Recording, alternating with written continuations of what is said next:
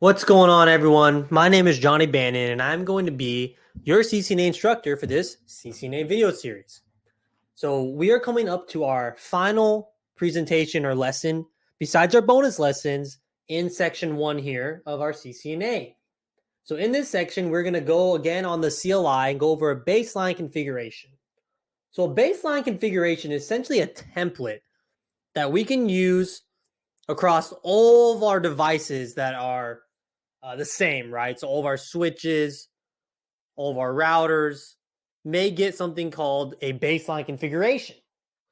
Some people call these housekeeping commands, but essentially what this is configuring the basics to get that device up and running, maybe to be remotely managed or to do some, again, the housekeeping, right?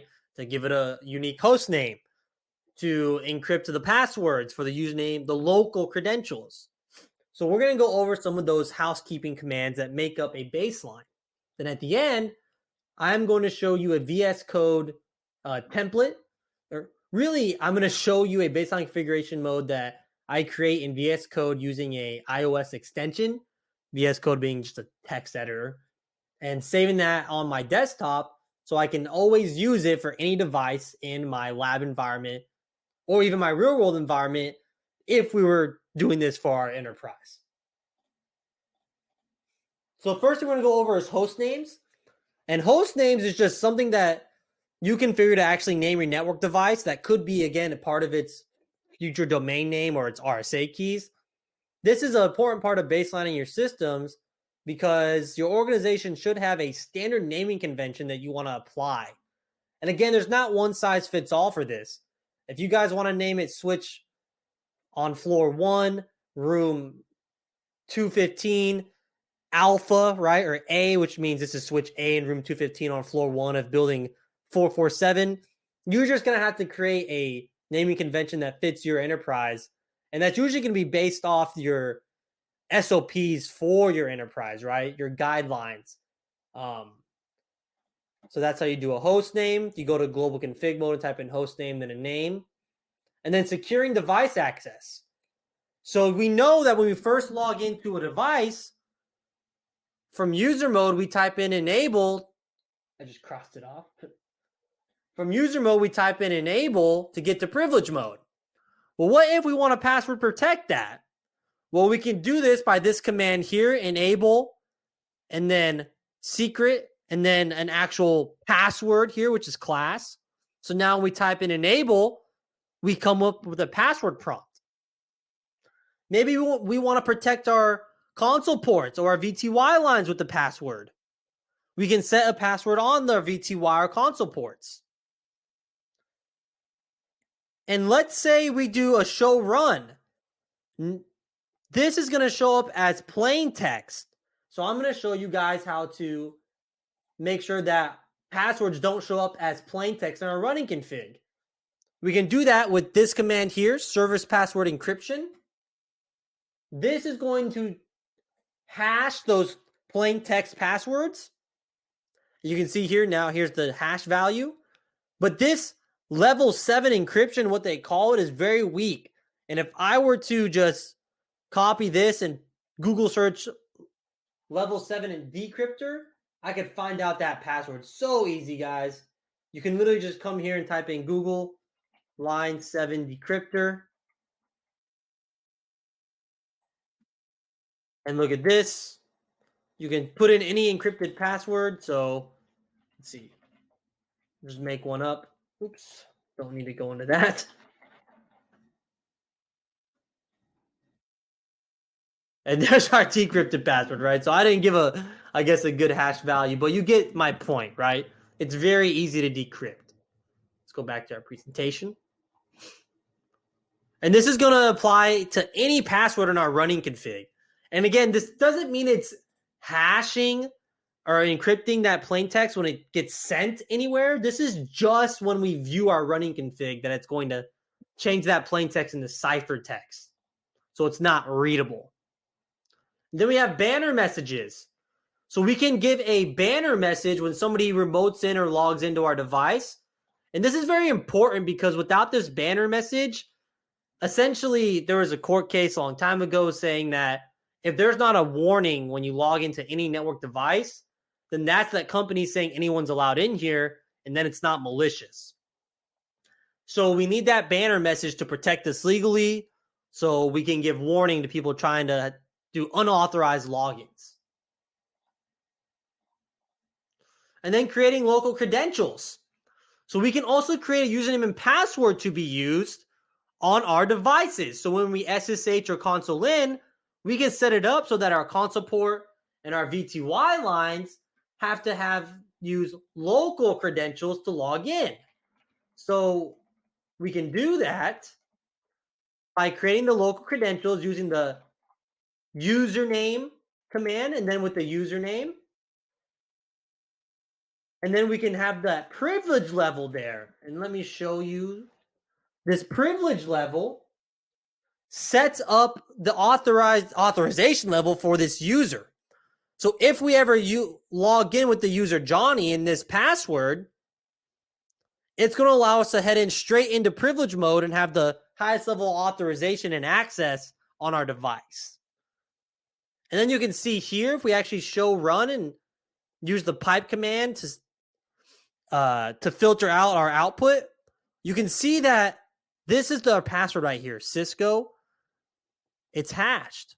And that's because this keyword secret, which we'll go over when we actually do the baseline on the CLI. I'm going to go over all this again. And then we have setting up SSH on your device. So to set up SSH on your device, you need a couple things. You need to ensure that your iOS supports RSA encryption.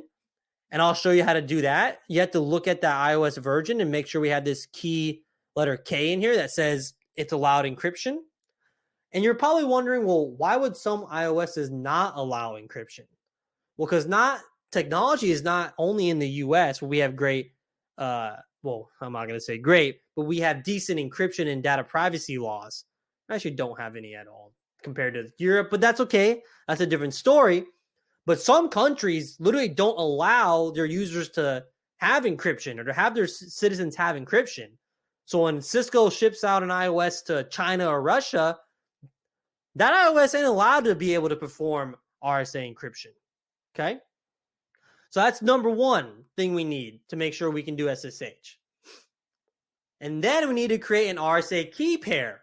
We create an RSA key pair with this command here, generate or crypto key generate RSA. But to generate an RSA key pair, we're going to need a unique host name. We're going to need credentials and also a domain name set up on our device. Then once those RSA keys are created, and this is the bit level that we're going to use, that's that block level encryption we're going to use when we encrypt that SSH session. We're going to have to go into the VTY lines, set login local to login with local credentials, which is what we created right here. And then we're also going to have to put transport input SSH, meaning allow SSH connections. Okay, and then last thing we're going to go over is assigning an IP address. So to assign an IP address to a switch or router, we have 3 different ways to do that. So on a router, we can assign IP addresses to this physical interface here. And whether it's a physical or logical interface, the command syntax is the same. Get into a sub-configuration mode here. Type in IP address, the IP address, not the network address, the default gateway IP address, then type out the full dotted decimal subnet mask. And then this no shutdown command is saying, turn on this port. It literally means no shutdown. So a router, guys, by default has its ports administratively shut down, whereas a switch, that's not the case. But in a router, we always have to type in no shut, saying, hey, no shutdown. Turn on that port. For a switch, we have 2 options to assign an IP address. We can create a switch virtual interface, give it an IP address, same command syntax, which we're going to get into. We could also create what we call a routed port, where we turn that switch interface into layer 3 instead of layer 2, right? And then assign an IP address. All right. So now that we've gone over the slides, guys, let's go ahead and take a deep breath And let's go over everything we just did via CLI, and I'm going to take it a little slow. Okay, so if we look here, I have my even G topology up. I just went into my ACL example lab real quick, and I turned on this router here. And then I consoled into it using Secure CRT, my terminal emulation program. And now I'm going to just fully expand this. So we're just dealing with the CLI. Okay. As you can see here, that was that banner I made. And we're going to go through these baseline commands again. So the first thing we do from user exec mode is tell this router, hey, enable me into privilege mode. Wow, I have a password set. I'm going to type in that password. It was Cisco. You didn't see it come up, but I typed it in. Now that we're in privilege mode, we want to set up our housekeeping commands and give a baseline. So what I'm going to do is type in conf configure terminal, and that brings me into global configuration mode, where now I can start doing my baseline config. So in no particular order, this is just how I've always done my baseline configs. The only really thing that is sequential here is SSH. You'll need to create that domain name, the local credentials, and a host name before you generate RSA key pairs. Okay? So we'll do SSH last, actually. All right. So the first thing I'm going to do is give this a host name. We're going to do R12. So the command is host name and then a name. So change this back to R1. And then I'm going to want to protect my privilege mode, okay? So that if a user logs in and goes straight to user mode and he tries to go into privilege mode, I want it to be password protected. So I'm going to type it in I'm actually going to do this first. Get rid of my previous command with a no, and I'm going to type in enable. I'm going to get rid of this too, guys. Actually, you know what? While we're here, I'm going to erase. I am going to erase the config I have on here right now. And then I'm going to reload this router. So what I'm doing right here is I'm deleting the startup config. So if I type in show startup config, not present. So now when I reload this device, and I'm not going to save the changes I made. I want no changes to be saved, or I want no startup config. When this router reboots, I should have a clean slate on here so we can go over our baseline commands from a fresh start. And this is actually a good thing. You know, we're seeing a reload right now. So what you're seeing is the router booted into read-only mode. It checked to see if it had a good iOS, and it did. And now it's loading that iOS. You can see here the actual iOS image. You can see just some basic stuff that, you know, Cisco has when it loads up. And sometimes you just got to hit, well, sometimes if you just hit enter, it'll kind of make it load faster sometimes. A couple things to note, guys. When we're doing these labs, remember, we're emulating real Cisco routers and switches. So just if you're following along in the CCNA video series sequentially or chronologically, I'll just say it here and I'll say it in other videos. Sometimes these routers and switches, since they're not real, they're just emulated. I mean, they're emulated off real iOS images. They can be a little finicky, right? Just keep that in mind. And this is actually good, guys. So now we can see what it looks like if we have a brand new Cisco router or switch. The first thing it's going to ask is, would we like to enter the initial configuration dialog? We always type in no, because we just configure our router ourselves, right? We don't need to enter an initial configuration dialog. If we were to type in yes, it would ask us a bunch of questions like, what is the host name? What is this? And we don't need to do that. We are network administrators. We can jump straight into the CLI and start configuring. So from from user mode, we type in enable. It brings us to privilege mode. From privilege mode, our goal here, remember, is to do our baseline configuration. We're going to type in configure terminal. And now we're going to do our baseline. In no particular order, except when we do SSH, I'm going to do our baseline commands. So I'm going to give this a unique host name, so it's not the default. Host name R1. And then I'm going to protect my enable to privilege mode, going into privilege mode with the password. And then let me show you guys something here. So you can type, I told you previously that you have to do all show commands from privilege mode, and that is not actually the case. That's, true. Yes, show commands are done from privilege mode.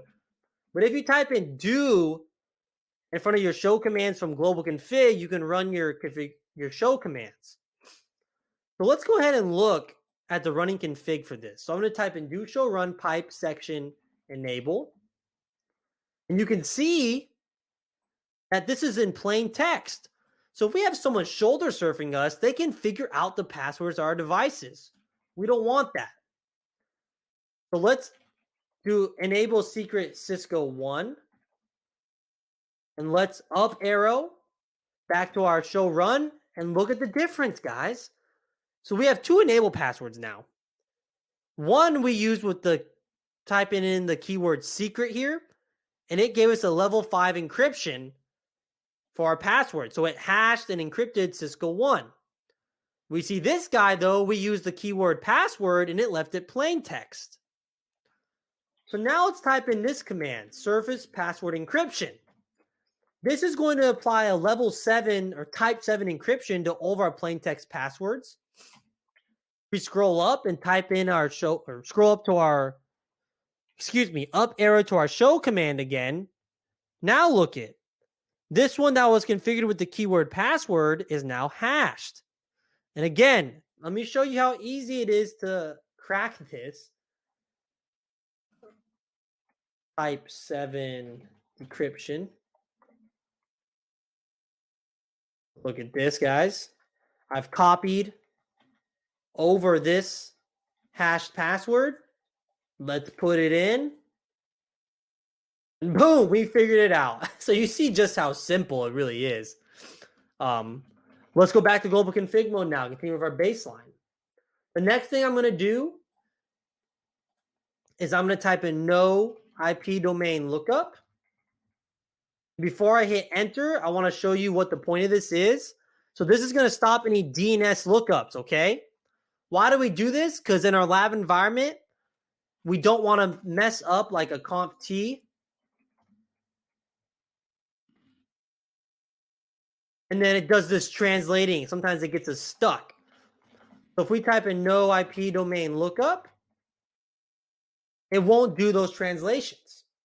Awesome. Now we're going to do our banner. And if we type in banner message of the day, a question mark, we can do an apostrophe here, type in do not enter. And then we're going to end our text with another apostrophe. And there's our banner. So that's how we configure it. So we can start right with this apostrophe and we can end it with this apostrophe. Okay. So if we type in, and then we can actually do it like this, looks a little cleaner. Do not enter private router. Enter, and then the apostrophe again. That's going to be our message when someone logs in. All right. Now let's get into an interface.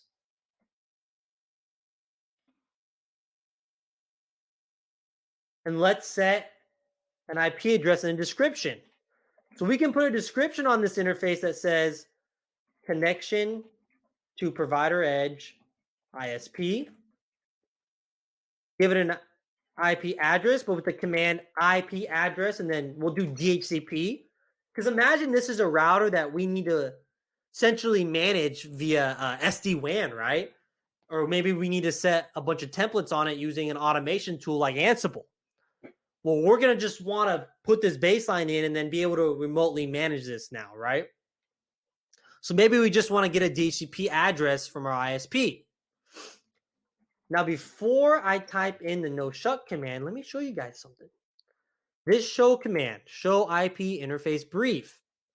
This is going to show you output of the status of your interfaces and what interfaces you have available on your device. So if you look here, the status is administratively shut down. So that means at layer 1, we ain't accepting no signals on the wire. So if I type in no shutdown, up arrow to my command again, now we see we up, right? So now we're up and we're on. Awesome. And then I'm also going to do a NTP command here. NTP is a timing protocol. It lets you sync your timing to certain stratum levels. I'm not going to go too deep into this because it's not part of the exam objectives, or excuse me, it's later on in the course. But again, if we want to just get our system up and running to remotely manage, putting in an NTP server address is a good way to start. All right. And now let's get into SSH. So what we're going to do for SSH is we are going to do this in a sequential order. What we're going to do is type in our username. I'm going to give this username a privilege level of 15. We have different authorization levels and access levels of 0 through 15. Really, they're authorization levels, what you can do, right, with your credentials. And 15 is the highest one. And if we assign 15 level to a username and password or credentials, this is going to allow this user to log in and go straight to privilege mode and start configuring our device right away. They have full control over the device, right? It's like almost super user, right? And then I'm going to give the keyword secret so we can hash the password I'm about to type, which is Cisco. Next, I'm going to set a domain name, which is required. All right, awesome. Now we can generate our RSA key. So the command is crypto key generate RSA modulus, which is going to let us set our key size. I'm just going to do 1024 just to quickly get these keys generated. But remember, the higher the key size, the better the encryption. And then I'm going to go to my PTY lines and I'm going to say, hey, if someone's trying to remote into this system, they're going to use the local credentials that we created here. And then we're going to do transport input. And you can see all the different protocols that we can allow to remote in via our VTY lines. I'm just going to allow SSH. Exit. And then I'm going to go to our console port. I'm going to type in a command called logging synchronous. That's going to stop syslog messages from interrupting our commands. I'm going to type in no exec timeout. So we're not going to time out if we have an idle session or consoled in. And then we're also going to do login local. So even if we console in and do that out-of-band management with physically there with the device, we have to use local credentials. Awesome. Then the last step is I'm going to type in do writes, which saves our running config to our startup config. So now if I type in show startup, I'm going to see everything we just configured. Awesome. Another way to save, guys, is copy running config to startup config, which is really saying copy our RAM to our NVRAM, our non-volatile RAM, so we don't lose the configuration we have right now. Awesome. Whew, let's take a deep breath, right? We just did our housekeeping commands, and if this is your first time ever being on the CLI, round of applause, right? This is your first step in getting to be a network administrator and getting used to our Cisco devices. Okay, so what's next? Now I'm going to show you how to create a template for your baseline, okay? So what I'm going to do is I'm going to bring into view my text editor VS Code. As you can see, I'm using VS Code, and I know I might get some hate for my theme. I originally did it as a joke to mess with my developer friends, and then it just stuck with me, and I probably should change my theme eventually. Kind of feels retro though, right? But anyways, so you can see here I have the file baseline.ios. So in VS Code, you can get a Cisco iOS syntax extension that really just kind of highlights like the keywords and commands and stuff. Doesn't really help too much, but kind of neat, right? So right here we have all these hashtags, and what we can do with this baseline, guys, is go through and look for stuff that we need to change, right? That would be unique to a specific device, and the host name is always going to be unique. But then everything else should be exactly the same for most of our devices if we're trying to create consistency within our network. And what we can do now is just go ahead and copy this entire baseline. And then as long as we save this in a central repository somewhere, right, we can always, well, let me sign in now, right? We can always now paste this baseline. So I just right click into the Secure CRT terminal and it lets me paste whatever I have copied to my clipboard. And boom, there's our baseline. And now if we have 1,000 or 20 devices to bring online, we just got to go through, change the host name, and now we can baseline 20 devices rather quickly without typing in the individual commands. Awesome. So I want to thank you all for viewing, and stay tuned for our next section. We're going to go deep into layer 1.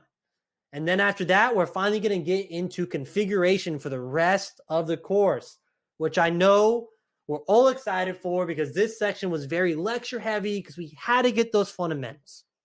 But I want to thank everyone for viewing and stay tuned.